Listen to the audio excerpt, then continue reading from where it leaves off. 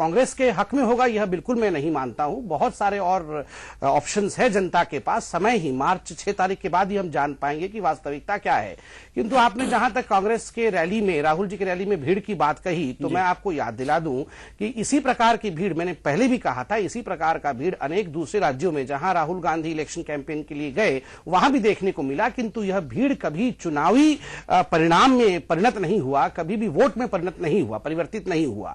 तो इस कारण से कांग्रेस के लोगों को बहुत उत्साहित होने की आवश्यकता नहीं है, थोड़े दिन इंतजार करें। यहां अगर हम बात करते हैं, लोकसभा की बात करें, तो 2009 के अंदर राहुल को जब यहां प्रोजेक्ट किया गया था उत्तर प्रदेश में, एक परिवर्तन नजर आया था।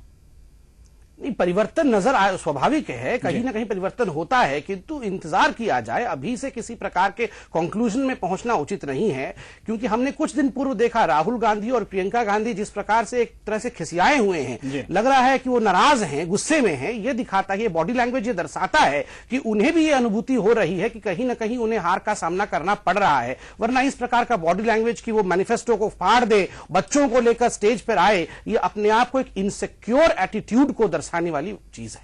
जी हरीश जी, क्या लगता है, वाकई क्या इतना इनसिक्योर फील कर रहा है गांधी परिवार? डॉक्टर पात्रा साहब पढ़े लिखे आदमी हैं, पढ़ाई लिखाई के बारे में जानते हैं। राजनीति बेचारे में ये क्या जाने, इनको फंसना भी नहीं चाहिए राजनीति बारे में, क्योंकि जहां लाखों की संख्या में लोग पहुंच रहे हों जी, और राहुल जी को सुनने के लिए पहुंच रहे हों, राहुल जी के विकास कार्यों को देखने के लिए पहुंच रहे हों, उत्तर प्रदेश के लोकसभा चुनाव के परिणाम के बाद जिस 23 जगह पर भारतीय जनता पार्टी के सांसद चुने जाते थे, समाजवादी के चुने जाते थे, आज वहां 23 के 23 कांग्रेस के सांसद आए हैं। ये माननीय श्री राहुल गांधी जी की देन है। आप कह रहे थे हजारों की संख्या में, मुझे बड़ा दुख हुआ, लाखों की संख्या में राहुल जी को लोग रोड पर सुनने के लिए आतुर हो जाते हैं और परेशान हो जाते हैं। राहुल जी ने विश्वास दिलाया, उत्तर प्रदेश की जनता आज इस चीज को जान गई है कि 5 साल बीते 5 साल में भ्रष्ट मायावती सरकार, माननीय बहन मायावती जी की सरकार ने बिल्कुल प्रदेश में केवल भ्रष्टता दिया है। उससे पीछे 5 साल में माननीय मुलायम सिंह यादव जी ने केवल तानाशाही और गुंडागर्दी दी है। सुनो, भारतीय जनता पार्टी के शासनकाल में शायद पूर्वांचल भी याद होगा, आपको बुंदेलखंड याद होगा, जहां पर 1000 की तादाद भी पहुंचना मुश्किल हो गई थी। ये आज जनता इस चीज को जान गई है, इसलिए वो राहुल गांधी के साथ है। और राहुल गांधी के साथ आज वो वोट करने के लिए 60% 65% जो आज वो वोट देने के लिए अपने घर से बाहर निकल रही है, वो राहुल जी की जीत को सुनिश्चित कर रही है, कांग्रेस पार्टी की जीत को सुनिश्चित कर रही है। बिल्कुल बिल्कुल बिल्कुल सुनने का मौका जी, मैं एक विषय पहले रख दूं, इससे पहले कि मैं इस तर्क को आगे बढ़ाऊं, एक बहुत महत्वपूर्ण बिंदु हरीश मिश्रा जी के वाक्य से मेरे सामने आया है, मैं आपके चैनल के माध्यम से सबके सामने रखना चाहता हूं। अभी हरीश जी ने अपने वक्तव्य को आरंभ करने से पूर्व कहा कि मैं एक पढ़ा लिखा विद्वान व्यक्ति हूं, इसलिए मुझे राजनीति से दूर रहना चाहिए। मैं कांग्रेस के इस वक्तव्य से सहमत नहीं हूं, क्योंकि भाजपा मानती है कि पढ़े लिखे और विद्वान डॉक्टरों को राजनीति में आना चाहिए, और देश का भविष्य कोई बदल सकते हैं तो पढ़े लिखे लोग, न कि गुंडा राज बदल सकता है। इसलिए भाजपा ने एक पढ़े लिखे चिकित्सक को यहां आज प्रवक्ता के रूप में बिठाया है। दूसरा बात, डॉक्टर साहब का कहना यह है अगर जो कि भारतीय जनता पार्टी एक पढ़े लिखे लोगों को ही एक्सेप्ट कर रही है, तो आपका चैनल ये कभी नहीं बताता कि 44% गुंडा और तानाशाह रामनाथ यादव जैसे लोगों को उत्तर प्रदेश में टिकट देके विधानसभा के लिए सम्मानित किया। लोकसभा में ऐसे ऐसे लोगों को, तानाशाह, ऐसे ऐसे गुंडा, ऐसे ऐसे बदमाश लोगों को उत्तर प्रदेश में भारतीय जनता पार्टी ने टिकट दिया। कहाँ गई थी उनकी पढ़ाई लिखाई? मैं पूछना चाहता हूं इनसे एक आदमी के बारे में बता दे कि जो आपके आज चैनल के जवाब ले लेते हैं, जवाब लीजिए गुंडों को टिकट भारतीय जनता पार्टी ने दिया। जवाब भी ले लेते हैं। सुनिए, ऐसी बात है कि 40 वर्ष तक कांग्रेस लगातार यूपी पे शासन करती रही। 40 वर्ष, 60 वर्ष में 40 वर्ष आप शासक थे। क्या हुआ उस उत्तर प्रदेश का? 40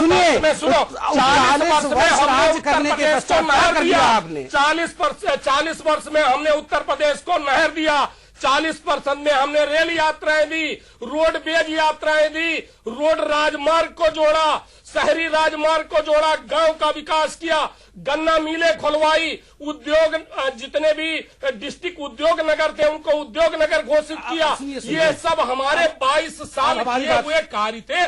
भारतीय जनता पार्टी के शासनकाल में माननीय मुख्यमंत्री प्रोफेसर राजनाथ जी के शासनकाल में किसान आत्मदाह करने लगा और सारी मिलें बंद होने लगी, कानपुर का इंडस्ट्री बंद होने लगा, आगरा का कारोबार होने लगा। नेता के मैं सुन रहा हूँ क्या विकास कार्य किया 5 साल में भारतीय जनता पार्टी। सुनिए हरीश जी, सबसे बड़ी बात है आप बताएं अभी जो आपने। चलिए बिल्कुल समीर जी मैं सुनूंगा आपको, लेकिन उससे पहले एक बड़ी खबर आपको बता दें। इस वक्त कानपुर के अंदर आपको बता दें कि रैली को लेकर क्योंकि 20 किलोमीटर तक की ये इजाजत मिली थी, राहुल गांधी के ऊपर केस दर्ज हो चुका है, मामला दर्ज हो चुका है। राहुल गांधी के ऊपर रोड शो को लेकर आपको बता दें कानपुर में राहुल को परमिशन मिली थी 20 किलोमीटर का रोड शो करने की, लेकिन हेलीकॉप्टर यानी कि एयरपोर्ट से उतरते ही एयरपोर्ट से ही उनका जो रैली रोड शो शुरू हुआ है उसको देखते हुए आचार संहिता का मामला दर्ज होता है और राहुल गांधी के खिलाफ ये मामला दर्ज हो चुका है।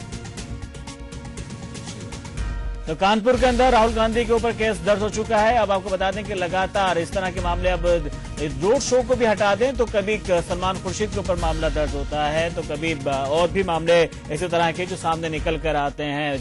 रोड शो की जहां तक बात करें, राहुल गांधी साथ अभी हरीश जी बैठे हुए बात कर रहे थे कि जोश में भी इंसान होश खो बैठता है, उसे पता नहीं चलता है कि उसके कार्यकर्ता कहां से उसके साथ हैं, उसका कार्यक्रम कहां से शुरू होता है। लेकिन राहुल गांधी को शायद यही नासमझी थोड़ी सी महंगी पड़ गई इस वक्त, और उनका रोड शो जो एयरपोर्ट से शुरू हुआ था उन्हें ये इजाजत मिली थी 20 किलोमीटर की, लेकिन उस 20 किलोमीटर के पहले से उनका रोड शो शुरू करने के वजह से उन्हें इस मामले में केस दर्ज हो चुका है। रोड शो की तस्वीरें दिखा रहे हैं हम आपको। आज सुबह जब राहुल कानपुर पहुंचे थे, कानपुर में आप देख सकते हैं हजारों, बल्कि जिस तरह सारिश जी कह रहे थे लाखों की संख्या में, हालांकि मैंने उनको हजारों इसलिए कहा था कि मैंने बुंदेलखंड में भी तस्वीरें देखी थी, मैंने पूर्वांचल में भी राहुल गांधी की तस्वीरें देखी थी, इसलिए मुझे मेरा फिगर 1000 के ऊपर नहीं जा रहा था। यहां जरूर जिस तरह सारिश जी कह रहे हैं कि लाखों की संख्या में कार्यकर्ता मौजूद थे, लेकिन यही कार्यकर्ता इस वजह की सबब बने हैं जिस वजह से राहुल गांधी के ऊपर मामला केस जो है दर्ज हुआ है। मामला एयरपोर्ट से जब राहुल उतरे थे, आपको बता दें वहीं से उन्होंने रोड शो शुरू कर दिया, वहीं से हाथ हिलाते हुए कार्यकर्ताओं को संबोधित करते हुए नजर आ रहे थे। आचार संहिता के उल्लंघन का मामला है ये। राहुल गांधी को 20 किलोमीटर के रोड शो की इजाजत मिली थी, लेकिन इस इजाजत का उल्लंघन करना राहुल को महंगा पड़ा और राहुल के खिलाफ मामला दर्ज हो चुका है। धारा 88, 290 और 283 के तहत मामला दर्ज हुआ है। राहुल आज कानपुर में अपना रोड शो करने वाले थे, उन्हें बहुत अच्छी तरह से बेहतर तरीके से पता था कि 20 किलोमीटर का उनका ये रोड शो होगा, लेकिन उनके कार्यकर्ता उनसे मिलने एयरपोर्ट पहुंचे और कार्यकर्ताओं को देखकर राहुल भी अपने आप को नहीं संभाल सके और उनका रोड शो एयरपोर्ट से ही शुरू हो चुका। अपने गंतव्य स्थान तक पहुंचने से पहले राहुल के साथ उनके जो कार्यकर्ता और उनसे मिलने जो लोग पहुंचे थे, समर्थकों की वजह से ये रोड शो में तब्दील हो गया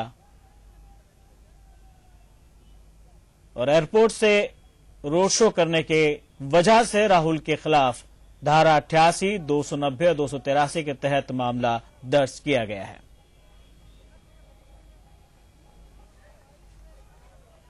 तो आपको बता दें कि राहुल गांधी के खिलाफ मामला दर्ज हो चुका है।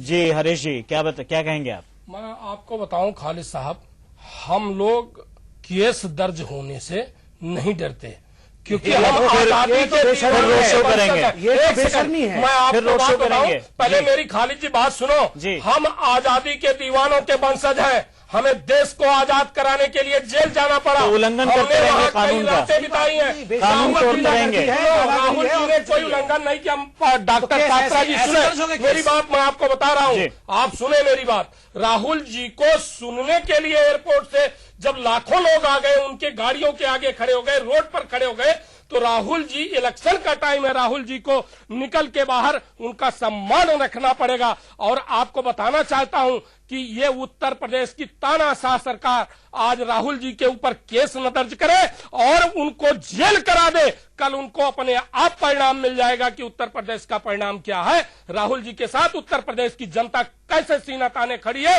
राहुल जी जेल नहीं जाएंगे। आज उत्तर प्रदेश में राहुल जी के खिलाफ नहीं सुनो मैं बताऊं, आज उत्तर प्रदेश के हर नागरिकों के खिलाफ केस रजिस्टर्ड हुआ है, जिनके लिए राहुल गांधी जी रोड पर निकल के संघर्ष कर रहे हैं। अब मैं कुछ बोल लूं, अगर आपने बोल लिया हो तो। देखिए, मैं बचपन में पढ़ा करता था हिंदी में एक मुहावरा, चोरी और सीनाजोरी। चोरी और सीनाजोरी का अगर सबसे बड़ा उदाहरण कोई देखने को मिले तो कांग्रेस पार्टी में ही आज के दिनों में देखने को मिल रहा है। एक तो इन्होंने चोरी की, सारे नियमों को ताक पे रखा, नियम तोड़ दिए। अब केस दर्ज हो गया तो उनके प्रवक्ता कह रहे हैं केस दर्ज होने से हम नहीं डरते हैं, हम जेल जाना पसंद करेंगे। दूसरी बात, ना केवल राहुल गांधी, जितने आला नेता हैं इनके सारे केस तोड़ने में लगे हुए हैं, प्रशासन को हाथ ठेंगा दिखा रहे हैं। चल रही है देश में। हरिओम जी हमारे साथ फोन लाइन पर जुड़ चुके हैं। हरिओम जी, आपसे जानना चाहेंगे पूरे मामले को, क्या राहुल के खिलाफ मामला दर्ज हो चुका है? जी, कांग्रेस की जो कानपुर इकाई थी उसने एक रोड शो करने की अनुमति मांगी थी। रोड शो की अनुमति कुछ दिक्कतों की वजह से उनको जो उनका प्रस्तावित रूट था उस पर नहीं दी गई। उनको ऑल्टरनेटिव रूट सजेस्ट किया गया था, लेकिन राहुल गांधी जी का रोड शो जो उनका प्रस्तावित रूट था उस पर ही हुआ। प्रशासन द्वारा जो अनुमति दी गई थी उस पर नहीं हुआ, तो उस वायलेशन के लिए उनके खिलाफ मुकदमा दर्ज कराया गया है। जी, क्या राहुल गांधी की तरफ से कोई जवाब क्या मतलब? यानी कि कोई उनके वकील की तरफ से कोई किसी तरह का कोई जवाब मिल पाया हो? नहीं, कोई अभी तक तो कोई जवाब नहीं मिल पाया। जी, फिलहाल जो उनको इजाजत मिली थी वो कहाँ तक की मिली थी, कुछ डिटेल बता पाएंगे आप? उनको इजाजत, डिटेल रूट का तो मैं नहीं बता पाऊंगा, बहुत डिटेल था, लेकिन ये सर्किट हाउस में वो रुके हुए थे, तो सर्किट हाउस से शुरू करके जी और सर्किट हाउस पे ही खत्म करने का 10 बजे से लेके 12 बजे तक के बीच का 2 घंटे की उनको अनुमति दी गई थी। जी बिल्कुल। डीएल साहब, एक आखिरी हरिओम जी, मैं एक सवाल ही पूछना चाहूंगा, क्योंकि एयरपोर्ट के ऊपर काफी ज्यादा भीड़ वहां तक पहुंच चुकी थी। क्या इससे और भी जो आपकी जो व्यवस्था होती है उसमें भी बाधा पड़ी होगी? जरूर, निश्चित तौर पे पब्लिक जो इनकॉन्वीनियंस काफी हुआ है, ट्रैफिक जैम हुआ है लगातार। महाशिवरात्रि की वजह से शिव बारात निकलती थी, उसमें भी दिक्कतें आई हैं। बिल्कुल, बहुत बहुत शुक्रिया हरिओम जी, बहुत बहुत शुक्रिया। तो जी, मैं कुछ जोड़ना चाहूंगा। बिल्कुल, मैं आपसे कहूंगा, अभी मैं आपसे कहूंगा, लेकिन फिलहाल यहाँ में रुकना पड़ेगा एक छोटे से ब्रेक के लिए। जल्द हाजिर होते हैं, इस मुद्दे पे भी चर्चा करेंगे। मेरा उत्तर पूरा नहीं हुआ।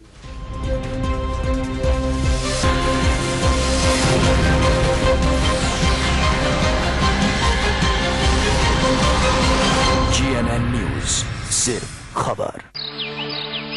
एक ओंकार सतनाम करता पुरख निरपाव निर्वैर अकाल मूरत अजूनी सैभम गुर प्रसाद जप आद सच जुगाद सच है भी सच नानक होसी भी सच। सिर्फ GNN भक्ति चैनल पर। मसाले सच सच, प्रकृति जैसी शुद्धता हमारी पहचान। MDH मसाले, the real spice of India.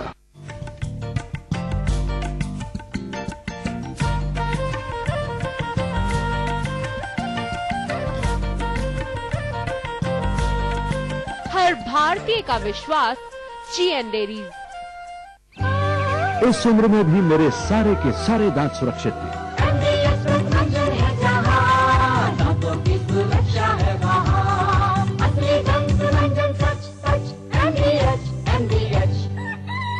मेरी तरह आप भी दांतों को सुरक्षित रखना चाहते हैं तो NBH दंत मंजन करना ना भूलें। विश्वास, संबंध, उत्कृष्टता, GN ग्रुप लेकर आए हैं GN कॉन्वेंट स्कूल, सबसे अलग, सबसे आगे। GN convent school, Bhalur, Moga, Punjab. Sambar masala हो या चने का मसाला, कसूरी मेथी या देगी मिर्च, असली मसाले सच सच MDH।